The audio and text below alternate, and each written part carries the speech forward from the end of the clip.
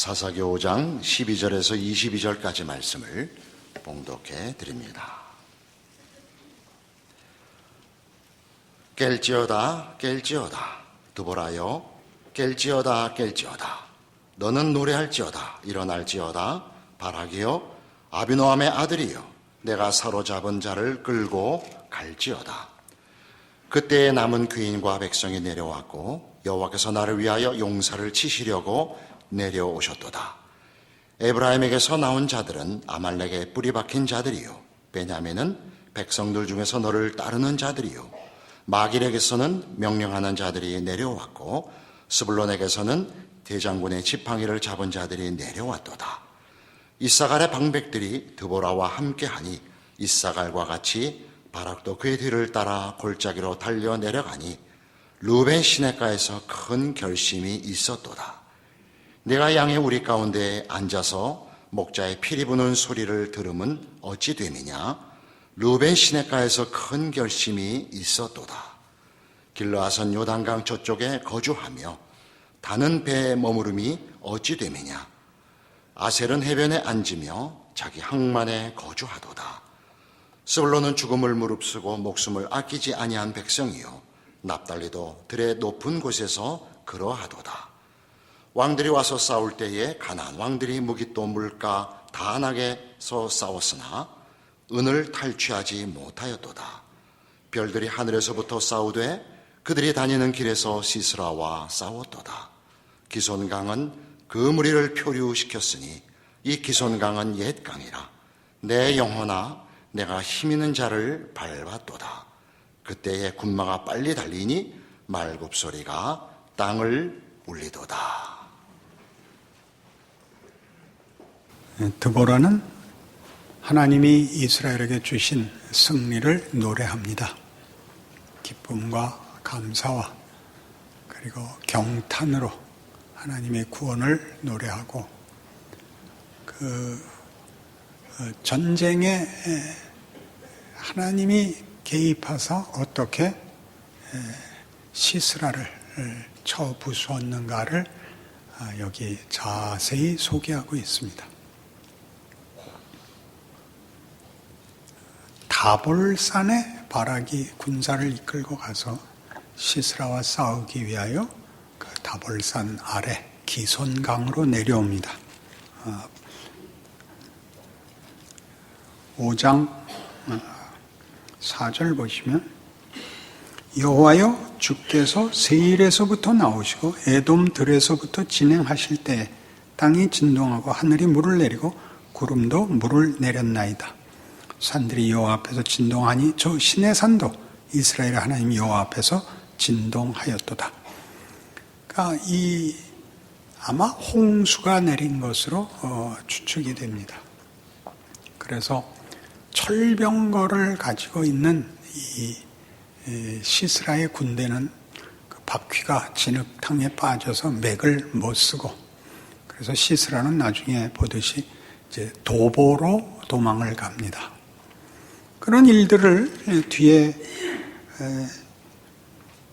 19절 보시면 왕들이 와서 싸울 때 가나안 왕들이 무깃도 물가 다낙에서 싸웠으나 은을 탈취하지 못하였도다. 별들이 하늘에서부터 싸우되 그들이 다니는 길에서 시스라와 싸웠도다. 기손강은 그 무리를 표류시켰으니 이 기손강은 옛 강이라. 내 영혼아 내가 힘있는 자를 밟았도다. 그러니까 별들이 하늘에서부터 시스라와 싸웁니다. 그리고 기손강은 그 무리를 표류시킵니다. 그러니까 이 홍수와 그리하여 벌어진 전투의 결과가 초월적인 어떤 힘의 간섭이 있었다라고 표현하는 구절들입니다. 23절에 나오는 여호와의 사자의 말씀에 메로스를 저주하라 하는 것은 메로스는 그 중북부 지방의 한 성읍인데 이제 눈치를 보고 그 전쟁에 끼어들질 않습니다. 잘못했다가 야빈 왕 쪽이 승리를 하는 날에는 보복을 당할까봐 끼어들지 않고 방관하고 있어서 여기 저주하라가 등장을 합니다. 이런 일들은 이제 참 신나는 일이죠. 우리 중요한 무슨 경기를 보기만 해도 두고두고 어떤 장면을 반복해서 서로 확인하는 것은 그 결과를 알고 있을 때의 그 재미와 그 자랑이 있는 것이지요. 축구 경기나 야구 경기에서 있었던 어떤 실수나 혹은 어떤 기가 막힌 반전 같은 것들, 그 세밀한 장면들을 이렇게 나열해서 그 승리를 깊이 즐기는 것입니다. 지금 드보라는 그러고 있습니다. 그러나 이 노래 속에는 묘한 민망함이 있습니다. 그 민망함은 일종의 그 수치와 부끄러움 같은 것으로 같이 들어있는데 자세히 보지 않으면 보이지 않습니다. 24절 보시면 야엘, 그 가장 중요한 공을 세운 야엘을 겐사람 헤벨의 아내 야엘은 다른 여인들보다 복을 받을 것이니 장막에 있는 여인들보다 더욱 복을 받을 것이로다. 이렇게 나옵니다. 그는 시스라를 죽이죠. 자기 손으로 장막 말뚝을 관자놀이에 박아 말하자면 머리통을 부수는 건데 참혹한 일입니다. 여자가 할 일은 더더욱 아닙니다. 사납고 용맹한 남자들이 해야 할 일을 야엘이 했습니다. 지난주에 확인한 바와 같이 이 랍비돗의 아내 드보라, 헤벨의 아내 야엘 이렇게 소개함으로써 랍비돗은 뭐하고 있냐, 헤벨은 뭐하고 있냐, 그렇게 성경의 표현들에 갖는 깊은 어떤 질문을 우리 나누어 썼습니다. 여자는 그 24절에 있는 것 같이 장막 안에 보호를 받아야 하는 자들입니다.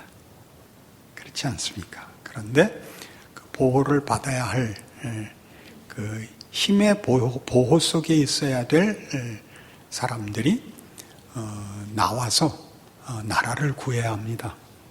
그러니까 여기에 이제 말하자면 비명이 있습니다.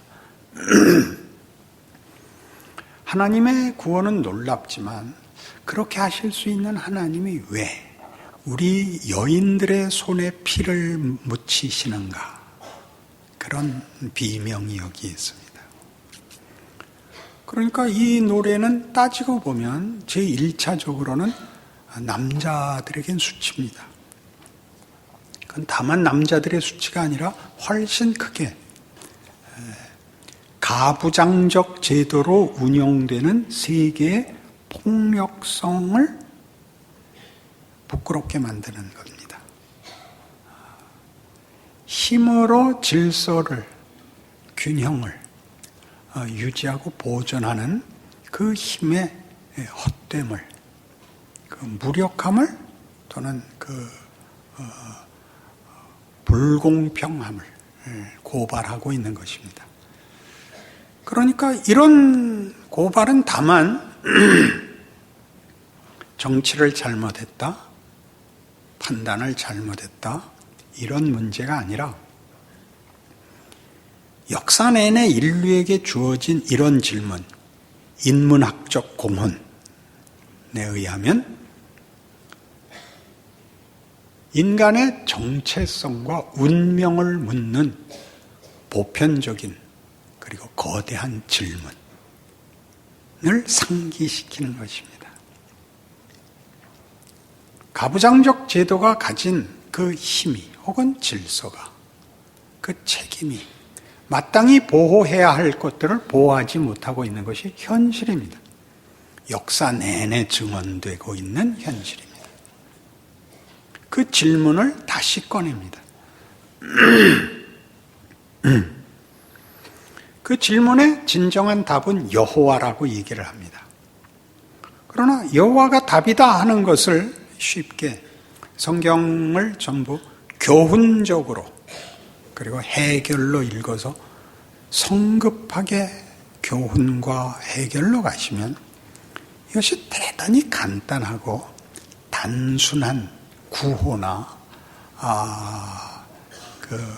그냥 표명에 불과해집니다. 그렇게 사는 것, 그것이 역사에 어떻게 구체적으로 반복되어 도전이 되고 현실이 되어 우리 인생에 다시 한번 확인되는가 하는 구체적인 실존이 자꾸만 외면됩니다. 그러니까 이 드보라 사건은 교훈을 위하여 기록되어 있는 것이 아니라 역사성을 위해서 기록되어 있습니다. 이런 일이 있었다. 사사기는 전혀 교훈을 목적하고 있지 않습니다. 무슨 이스라엘 역사 그래서 이런 경험들을 통하여 진전했다는 얘기도 없고, 그리고 이러면 안 된다라는 무슨 반성이나 참회가 없습니다. 무섭도록 냉정하게 사실을 기록함으로써 이것은 역사다 그럽니다. 이것은 사실이다. 네가 어떻게 듣든 그건 2차적인 문제다. 그렇게 말하는 것이 사사기입니다. 조심해야 됩니다. 그러니까 역사란 무엇이냐? 제가 이렇게 말을 만들었습니다. 우리 각각의 나라는 존재가 전후의 문목 속에 있는 인류라는 이름의 가치와 운명을 나누는 것, 그게 역사입니다. 말 표현이 어렵죠? 센 걸 압축을 하려고 그러니까 그렇게 됐습니다. 내가 그 운명 속에 있고 내가 그 운명의 부분을 책임집니다. 못 알아들어도 괜찮습니다. 여러분, 이제 끝에 가면 무슨 말인지 알게끔 됩니다. 그러니까 역사라는 것은 교훈을 얻어내는 것보다 더 중요하게 하나님이 우리에게 무엇을 경험시키고 확인시킵니다. 인류 보편적 질문과 그 답을 구체적으로 경험케 하는 것입니다. 그러니까 역사는 개념과 정의를 만듭니다. 개념과 정의가 어렵죠. 단어를 만듭니다. 단어. 그러니까 우리가 6.25를 겪고 나서야 국력이 필요하다는 걸 압니다. 그리고 국력은 국방력인데 국방력은 경제력을 필요로 한다는 걸 알게 됐습니다. 그러니까 박정희 정권은 이게 평생 어느 나라에 붙어서 자기 나라 운명을, 안전을 보장받을 수는 없다는 걸 안 사람입니다. 그러니까 경제를 발전시켜서 국력을 키우지 않으면 안 된다에 매달린 사람이죠. 그러니까 뒤에 와서 박 대통령 이렇게 부르는 사람과 박정희 이러는 사람 둘로 나뉘는데 그건 그 다음 얘기입니다. 그건 그 다음 얘기예요. 그때는 굶어 죽는 걸 면해야 되고 국력을 가져서 얕보이지 않아야 된다는 시절이었습니다. 역사입니다. 그래서 뭘 만들었다고요? 개념과 정의, 단어를 만듭니다. 그래야 그 다음 단어가 나옵니다. 그러니 인생은 그것을 현실로 경험하는 것입니다. 역사에 만들어진 그 시대의 사건들로, 시간으로, 그때 경험한 일들로 인하여 개념이 생기고 단어가 생겨서 후손들에게는 그 단어 때문에 자기 전 시대의 역사적 유산을 정리를 하여 자기네 시대를 덧붙일 수 있게 됩니다. 그것이 없으면 잊혀진 역사, 연속성이 끊긴 역사가 되는 것입니다.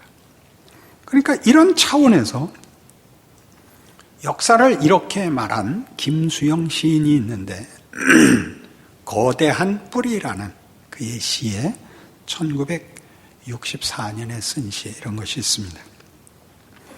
나는 버드 비숍과 연애하는 중이다. 나는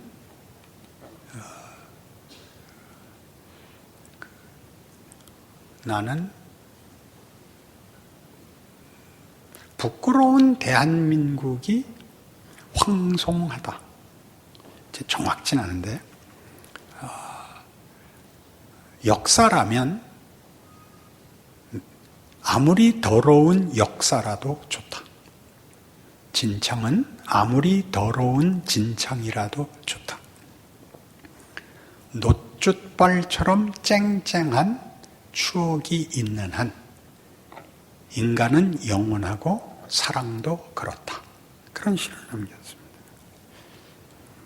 이 시를 남기게 된 이유는 거기 등장하는 버드 비숍이라는 여인이 중요한데, 버드 비숍이라는 여인은 이사벨 버드 비숍입니다. 영국 왕립지리학회 회원으로 1894년에 조선을 처음 방문하고 47년까지 4번 조선과 일본, 중국 이쪽을 방문을 해서 왕립지리학회,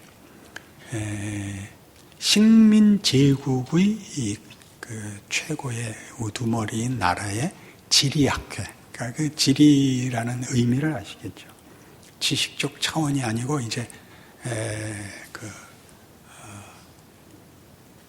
침략하고 이제 탈취하려는 목적으로 세워진 것이지요. 그 여인이 그리고 이제 이 아시아, 극동아시아를 다녀온 것을 책을 내는 부분에서 조선은 언급을 하려고만 해도 무섭다, 겁이 난다, 그러니까 구역질이 난다 이런 표현을 쓴 걸 이제 만납니다. 김수영 시인은 이제 당시에 우리 일제 강점기와 6.25를 겪고 나서 서구의 세력 앞에서 이제 다들 진보주의자가 됩니다. 당연히 그때 진보라는 것은 이념 싸움이 아니라 이제 무지몽매한 나라를 빨리 깨우쳐서 선진화해서 열강의 꼬리에 가서 붙어야 되는, 그래서 더 이상 피해를 보지 않는 나라가 되자는 일이었고, 그러니까 모든 지식인은 다 진보였습니다. 지금은 훨씬 정치성이 강한 것이었고 당시는 현실이었습니다.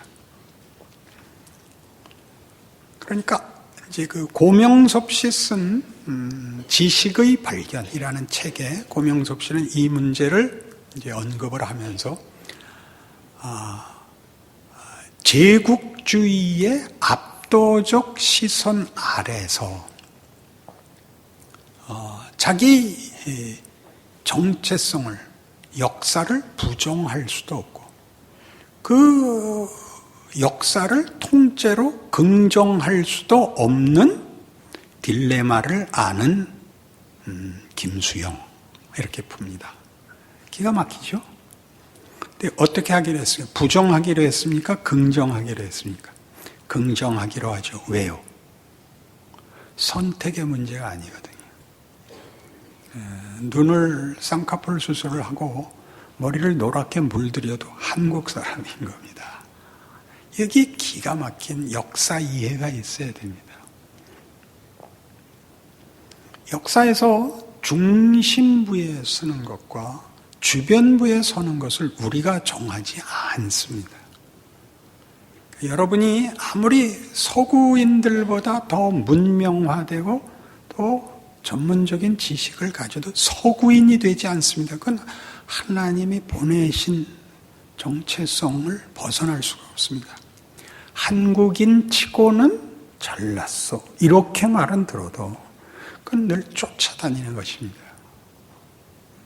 이 이해가 없으면 여러분 하나님이 일하시는 방법을 하나도 모르게 됩니다. 역사를 알아야 오늘을 살 수 있고 오늘의 책임을 질 수 있습니다.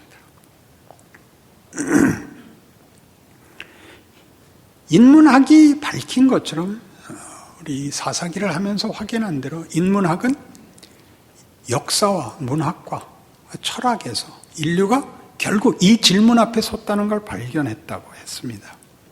정체성과 운명을 묻는데 그 답을 낼 수는 없다는 걸 알아서 인문학이 내린 텍스트는 뭐라 그랬습니까? 공포다 그랬습니다. 공포입니다.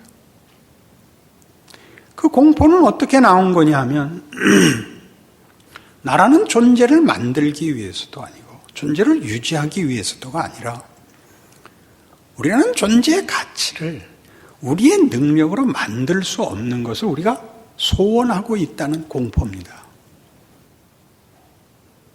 우리 많이 하는 기도가 뭐죠? 요만큼 만족하고 살 마음을 주십시오입니다. 그렇죠. 하나님 앞에도 더 많은 것 요구 안 하고 요만큼만 도와주시고 저도 요만큼에서 자족하겠습니다. 그게 안 되는 겁니다. 하나님도 타협 안 하시고 우리도 그것이 포기가 되질 않습니다. 역사가 반복적으로 우리에게 하는 얘기는 넌 뭐냐? 왜 사냐? 이 이야기입니다.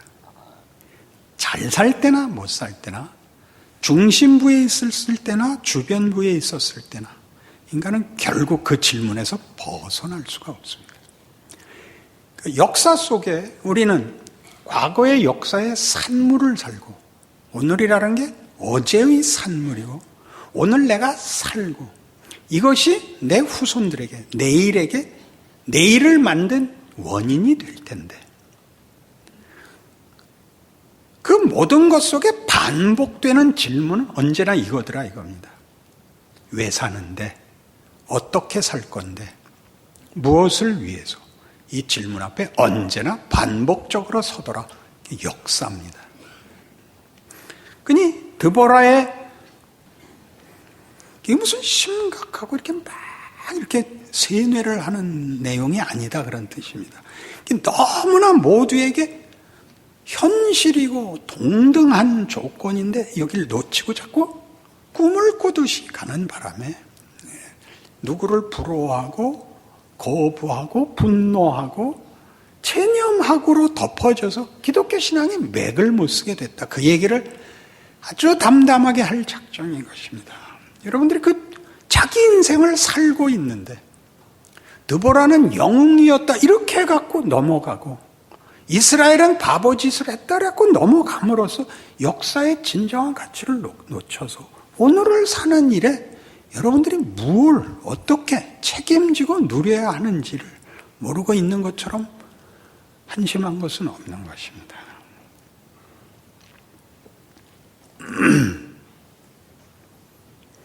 그 드보라가 지금 직면한 사건이 뭐냐 하면 우리 본문에서 나오는 것 같이 이제 시스라의 어머니가 야, 왜 아들이 늦냐? 왜 그의 병고가 보이지 않냐? 그러니까 시녀들이 답합니다. 스스로도 그렇게 자기를 위로합니다. 이겼으면 노량물을 얻어서 즐기고 있지 않겠느냐? 채색 옷을 빼앗아서 처녀들에게 입혀가지고 놀이개들을 희롱하고 있지 않았겠느냐? 이런 말은 왜 여기 등장하죠? 그런 일이 늘 있는 일이죠. 거기서 벗어날 힘이 없죠. 하나님이 구원하셨죠. 그런 놀이개의 운명을 벗어나게 해준 건 하나님인데 그 일은 늘 봐왔던 현실에서 반복되는 비극입니다. 그래서 하나님이 구원을 하십니다. 놀이개의 자리에서 여인들을 구하고 어린이를 구해야 되는 것은 가부장적 제도의 세상에서 힘과 책임을 가진 남자들의 몫인데 남자가 못하고 세상이 못합니다. 하나님만이 하시는데 그때 하나님이 이 일을 원래 우리가 기대했던 세상에서의 힘의 논리, 책임의 지위에다가 시키지 않고 거꾸로 다른 이들, 거기에 피보호자가 보호자로 나타나는 반전의 모습을 그림으로써 그 승리가 극적인 것이 아니라 우리가 갖고 있는 세상에서의 우리가 보는 현실이 잘못됐다는 걸 보입니다. 하나님의 통치와 다른 운명 속에, 정황 속에 있다는 것을 드러내 줍니다.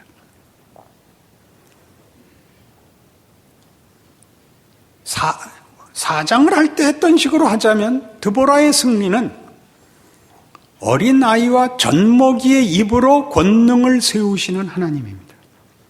5장에 와서는 그게 어린아이와 젖먹이에서 여인으로 나가고 좀 더 그들이 당할 수 있는 비극과 비참함이 더 절절합니다.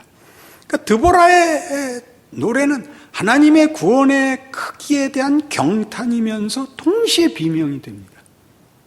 왜 그걸 여인에게 시킵니까? 당연히 해야 될 남자들에게 시키셨어야죠. 우리가 들고 일어나 말뚝을 머리통에 박아야 되는 그런 일을 시키셨습니까? 왜 이렇게 일하십니까? 그게 우리 모두의 현실 아닌가요? 여러분, 애들 먹이기로 해서 닭을 잡아본 적이 있으십니까? 남편이 잡습니까? 아내가 잡습니까? 보통 아내가 잡습니다. 남자가 뜻밖에 못합니다. 근데 여인들이 왜 잡을까요? 자식을 먹여야 돼서 잡습니다. 그리고 돌아서서 화가 나죠. 남자가 돼갖고 말이야. 돈이나 벌어다 주면 다야. 닭을 사왔으면 잘라야지. 그래야 삶을 거 아니야. 이제 그 비명이 있는 겁니다. 그러면 여기서 여인의 역할은 원래 힘을 가졌다고 생각하는 중심부의 지위보다 의미가 더 커지죠. 중심의 관념과 질서를 반전시키는 지위로, 역할로 등장을 합니다. 우리의 삶 속에서 우리가 제일 안타까워하는 건 이겁니다. 우리가 별거 아닌 거라는 이해지요. 피지배인은 자기를 설명할 개념을 갖지 못한다. 이렇게 동일한 책에서 표현되어 있습니다. 종속되어 있기 때문입니다. 권력을 가진 이들의 종속되어 있기 때문에 그는 자기 설명을 할 개념을 가질 권리가 없습니다. 그리고 설명되거나 그 사회, 그 조직, 그 체제 속에서는 고유한 가치의 명칭을 가지지 못합니다. 주변인입니다. 그런데 묘하게도 주변인만이 중심부의 관념을 혁신시킨답니다. 왜 그럴까요? 중심부에 들어가 있으면 관료화됩니다. 그걸 그대로 보존하고 유지하면 그만이지 그걸 창조적으로 더 키울 필요가 없습니다. 시스라의 어머니는 당연히 시스라가 늦는 이유를 졌을 거라고 생각하지 않습니다. 당연히 탈취물을 갖고 놀다가 늦는 줄 알고 있습니다. 그 아들은 이미 죽었는데 기가 막힌 증언들이죠. 그러니 이런 하나님의 일하심이 궁극적으로 우리에게 준 질문이 세상에 일어나는 일 속에서는 그 답 비슷한 게 없다는 증언이 역사인데, 그러나 그 답이 없는 역사의 후손들이 끊임없이 그 질문을 반복하고 있고 그 질문에 도전을 계속 받고 있습니다. 그리고 답은 기독교만 내고 있습니다. 그리고 이 일을 하시는 데 있어서 하나님이 드보라를 쓰시듯이 우리를 주변인으로 쓰십니다. 여기가 오늘을 사는 일에 하나님의 일하심에 대한 역사와 인문학과 그리고 드디어 기독교 신앙의 본질적 이해여야 합니다. 성경에는 유명한 여인의 노래가 4개가 나옵니다. 첫 번째는 미리암의 노래입니다. 출애굽기 15장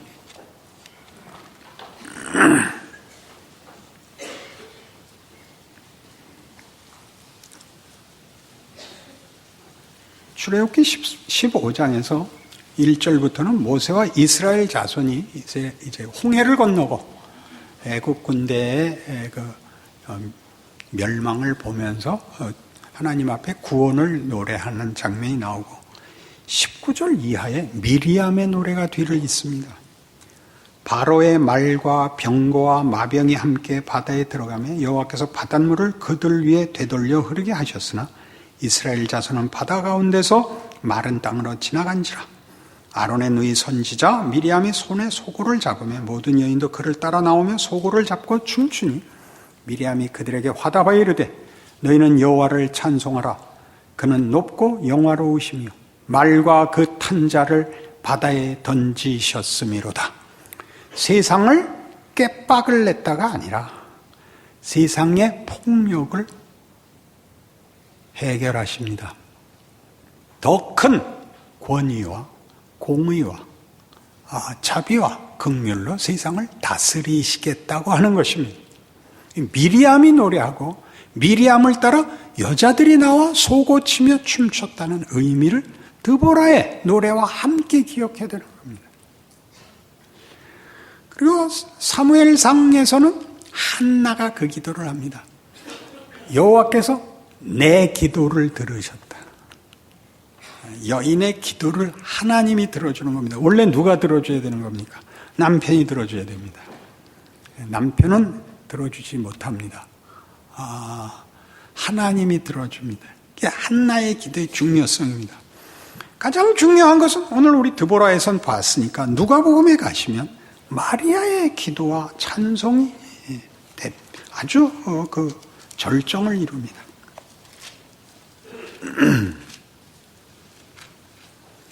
누가복음 1장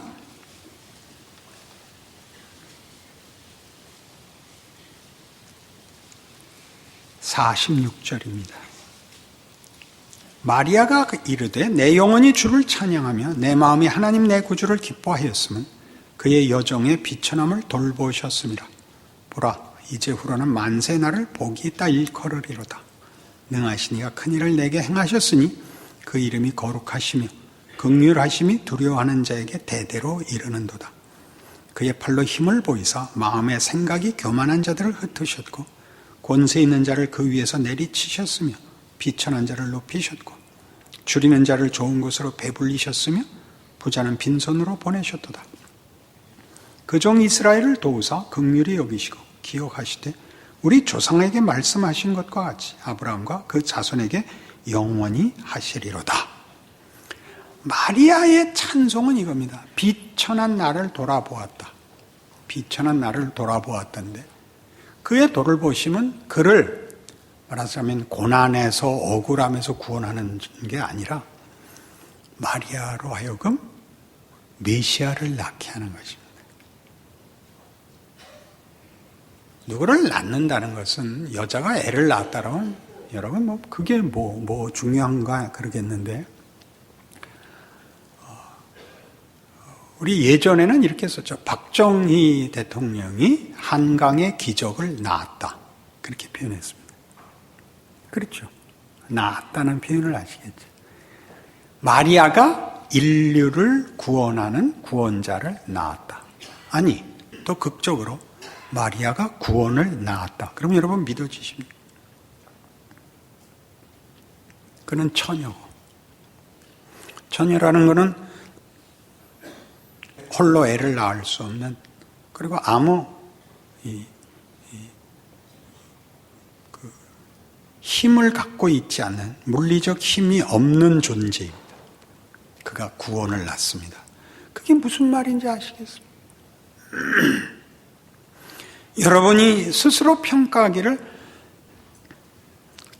아무것도 아니라고 여기는 여러분의 지금 조건, 지금 현실이 구원을 낳고 영광을 낳고 기적을 낳는다고 성경은 얘기하는데 우리는 계속 아니라 그러는 것입니다.